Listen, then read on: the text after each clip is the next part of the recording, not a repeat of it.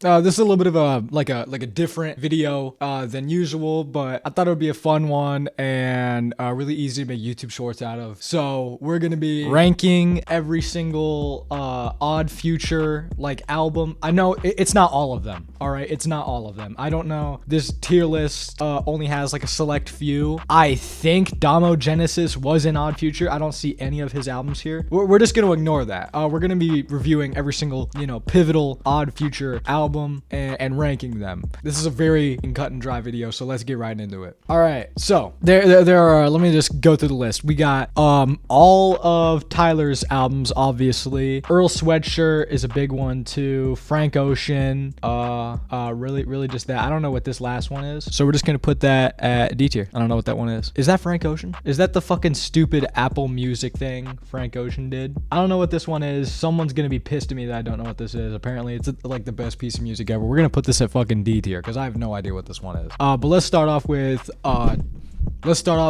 Tyler the Creator's Flower Boy. I think Flower Boy, I don't even know what to say about this album that hasn't already been said 1 trillion fucking times. First of all, yes, it was a big jump in stylistic choices for Tyler the Creator. 2, yes, it showed a way more vulnerable side of Tyler the Creator that was hinted at in previous albums, but not really fully fleshed out. And Flower Boy is one of the first instances of Tyler being really personal on any kind of actual released music. And 3, it is a very synthy album with a lot of like bossa nova style like influence. It's kind of the most Tyler sounding album out of all of them, in my opinion. I would say if you wanted to get someone introduced to Tyler the Creator, you'd probably show them Flower Boy. Some complaints from the album that I had originally was that it just looking back on this album, I would say it doesn't hold up nearly as well to most of his other albums, barring like,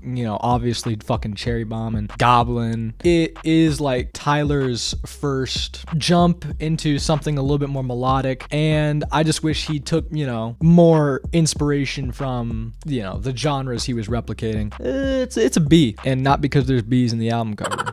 Some Rap Songs by Earl Sweatshirt is a really, I would say vibrant album. Not vibrant meaning that it's like, really upbeat and happy, but the production is extremely well made, well produced. The samples sound so fucked. Really just shows like a depressing version of Earl Sweatshirt. It really shows that guy's not fucking happy. Earl is not happy. The album cover, look at him. Oh my gosh. I think what I can remember from this album is a lot of the tracks were pretty catchy, despite them having a lot of very deep, heavy themes. Some of my favorite tracks off this album, probably Red Water, As a Car, Nowhere to Go. Riot is definitely a highlight off the album though. I remember getting into an argument with someone my freshman year of high school because they thought fucking Riot was like supposed to be like a happy song. I never thought of that song as happy. I always thought, once the fucking trumpet starts playing, it sounds so fucking heavy and sad because it's just a sample, taken from a jazz band in like, I think it was like the 60s or something. But Riot has that kind of graininess to it, and in the context of the album, it sounds so fucking sad. It's an incredibly heavy album, not a light listen at all. I would say it is not something I would recommend to somebody. If I was trying to get them into Odd Future, I'd probably recommend Earl's first album, Doris. I'd probably recommend Doris, even though that one's not that great. But despite this, I would say Some Rap Songs is probably one of the best albums made by an Odd Future member, period. Just the influences that Earl takes from, rappers like MF Doom, even though like, oh my god, every single fucking Odd Future member takes influences from MF Doom. But the production style sounds like something like a fucking evil version of The Alchemist would make. It's really dense. and it's hard to unpack at first, but once you really get into listening to it, it's a very, very, very good album. I'd say it's an S. Honestly, it's fucking great. Earl Sweatshirts, I don't like shit. I don't go outside. It's kind of just a less refined version of some rap songs. I didn't like it nearly as much as some rap songs though, and I would say I didn't like it as much as Flower Boy either, but it does hold its own production wise. I'd say there's not that many highlights I can really think of. It's good, but it's just not, you know, great. It's a C. I think Earl is just referring to like his early songs. This might be an album that dropped. I have no clue. I'm not a fucking Odd Future fanboy like I know most of the people who are watching this video are. I have no idea what Earl is. I'm assuming this refers to just like album releases. Like this is just a picture of a white kid that says Earl on it. I'm just gonna make a fucking category. How you gonna call yourself an Odd Future fan if you haven't listened to half the fucking music? Haven't listened to it. Boom. I'm not calling myself an Odd Future fan. Yeah, I haven't fucking listened to that. Another Earl Sweatshirt project with, I think it was The Alchemist. It was The Alchemist. Let me look this up. It was 100% The Alchemist. It was Earl and The Alchemist. Yeah, dude, it's so good. From what I can remember from this album, I think I really liked Vin Scully because of that smooth guitar in the background. I'd say it's not nearly as dark as his other albums, but it takes a lot of good influences from like early jazz and like Voir Dire. I'm not going to talk about the production that much because almost all these albums have the same like roots production wise. It's bossa nova and jazz inspired shit because they were all put onto the same shit at an early age. That's why all these albums sound like Odd Future albums. They don't sound too, you know, dissimilar from each other. Voir Dire is definitely a highlight in Earl Sweatshirt's career. I'm not going to say it's as good as some rap songs, but it's a very solid album. I would put it next to Flower Boy. B tier. Doris, Earl Sweatshirt. I like the album, but I think Earl's trying to act like in this album specifically, he's trying to act like too much of like a lyrical rapper, and not only a lyrical rapper, but a lyrical rapper in the same way MF Doom was, where he would make every fucking syllable rhyme with each other. It's cool. It's cool sparsely, but when a rapper's doing this for a whole entire album and he's just doing the worst version of what MF Doom did, it gets pretty grating and annoying pretty quick. I'm gonna give this a D. I don't like the early stuff, obviously. Now, I'm looking at that pink background, and I know that's not Igor, so I think I can't look this up. I think that might be Earl Sweatshirt's Solace, if I can remember properly. And Solace isn't an album. Solace is just one really long track. It is very dark. It is probably the track that Earl made at the lowest point of his mental health. So not happy, and the production reflects that. Really slowed down. I think on some rap songs, Red Water is just the sample on Red Water is reused in Solace, or it might be the other way around, because I recognize the samples in Solace. You'll recognize it too. I'll play a little bit of it right here, right. Solace is extremely dark. Because the lyrics, I'm just gonna put some of them up here because I can't remember it. I haven't listened to it in like a year. It isn't good. It isn't good. It's just dark, and at the end of the song, you're just kind of hoping that Earl Sweatshirt, you know, gets help and doesn't kick the bucket on his own accord. So no, Solace is not that great. Not that great. I know people want to say, oh, Solace is good because it's such a deep song. It's such a deep song. It doesn't matter if it's a deep song. It's not good to listen to. I feel like shit the entire time I listen to this track, and I feel bad for anybody that has to listen to it because it feels like walking in on Earl Sweatshirt in the fucking shower. It really is that personal. It's so fucking personal, and it just puts me off entirely. It's a D.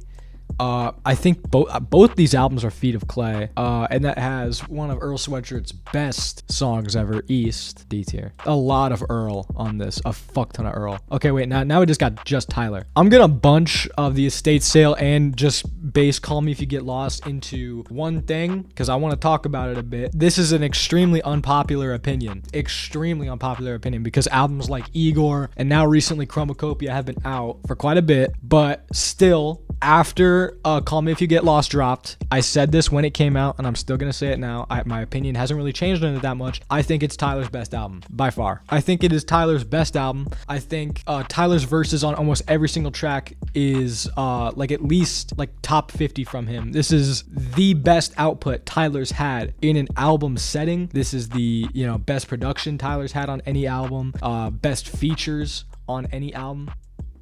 Holy fuck, my camera died. Call Me If You Get Lost is probably just Tyler at fucking peak performance. Really liked DJ Drama. I didn't think DJ Drama overstayed his welcome. Like he kind of did on Logic's album, and he has a tendency of being too loud, but I don't think he was too loud on Tyler's album. Lemonhead was a fucking crazy track. Corso is still on most of my playlists to this day. Safari is a great fucking way to tie off the album. Wilshire is a very good like 8-minute song of like this weird and advanced like situation that Tyler's in, where he falls in love with a girl that's already dating someone, but then that man is abusive, but this girl was using both of them at once. So Tyler gets mad at her, but doesn't want to end things off on bad terms. That's just what I remember from it. This is probably Tyler at like the peak of his ego, which it's definitely present. Like his ego is so present, but it doesn't take away from the album. I don't listen to this album and I think like, oh my god, this guy's an asshole. But I would say he's just extremely confident with all these tracks, and that's probably why I think it's such a good album. Because even on like his next album, Chromakopia, I just wish there were more tracks like Call Me If You Get Lost. Chromakopia just lacks that. Chromacopia lacks what Call Me If You Get Lost does have, and I think both versions of Call Me If You Get Lost are incredibly good. S tier. Hey, for some reason Chromacopia wasn't on this list and I didn't think to review it. I do plan on making an actual full-length video on Chromacopia, maybe when he drops another album or something significant happens. So if you want to see that, just subscribe to the channel. It's pretty good. The Chromacopia is good. Wolf has good tracks.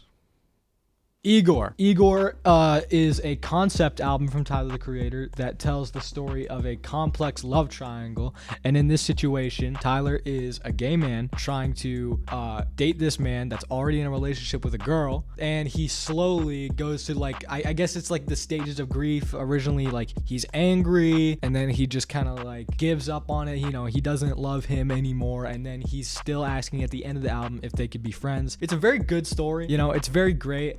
And I don't want to fucking nitpick, but I think the one thing that took away from this great album, because the concept is great and the music itself is great, I just don't like that fucking grainy ass mix that the entire album has. I mean, you immediately know when you're listening to the album because it sounds like vinyl grain in the background, and sometimes it gets bad enough like on the song I Don't Love You Anymore, it sounds like he's fucking talking to a fan on some of these verses, but it doesn't take away too much from the album. But I just wish someone would go ahead and mix it properly. And so as someone may say, oh, that's Igor's style, I don't care at all. Cherry Bomb is arguably Tyler's worst project. I'd say it's close to Goblin. I think Goblin might be a little better, but Cherry Bomb's gross. Cherry Bomb's uninteresting. Cherry Bomb's a mix of genres that shouldn't be mixed. The features are okay, and sometimes the features make Tyler like they just overshadow Tyler entirely, which is not hard to do on this album because Tyler is making like no noise. Like God. I don't like Cherry Bomb. Fuck Cherry Bomb. Bastard. It's a C. God damn. It's a C tier because I think Bastard's slightly better than Goblin. I think both of them have, concepts that could be improved on quite considerably. But I think Bastard is a little bit better than Goblin because Bastard doesn't fucking gross me out like Goblin does. Bastard has some pretty fucking dark themes. Extremely dark themes. Goblin has darker themes. The only difference is now Goblin is fucking disgusting. And it was like some shit that I thought was cool when I was like 13. like, oh my gosh, Tyler's so cool. He's able to say whatever the fuck he wants. Like on a track like fucking Tron Cat. But no, it's really just like edgy for the sake of it. So I think Bastard is a C and Goblin is a D. Okay, now we're on Frank Ocean stuff. Frank Ocean, Mr. Frank Ocean. Mr. hasn't dropped an album in what, 8-9 years now. Blonde is his most recent album. I don't even want to say most recent. Blonde is the last album he dropped before he literally fell off the face of the earth, and it's pretty good. You know, I'd say it's on the same level as Igor. You know, I just don't really like those slow R&B tracks as much as I like rap music. That's just my personal preference, but I totally understand the appeal that, you know, Frank Ocean has. I think a lot of the tracks are very good. My favorite one is White Ferrari. White Ferrari.